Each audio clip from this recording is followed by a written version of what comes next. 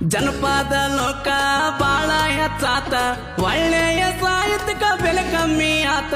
ಅಸಲಿಲ್ಲ ಹಾಡಿ ಜನ ಕೂಗ್ಯಾಡಿ, ಅಸಲಿಲ್ಲ ಹಾಡಿದವನ ಬೆಳೆಸತಾರ ಕೂಡಿ. ಹೆಂಗ ಹಾಡಿದರು ಹೆಂಗ ಬರದಾರು, ಹೆಂಗ ಹಾಡಿದರು ಹೆಂಗ ಬರದಾರು, ಯಾವನು ಯಾರನ್ನು ಕೇಳುವುದಿಲ್ಲ. ಇವ ಸಿಂಗಲ್ ಸಿಂಹನ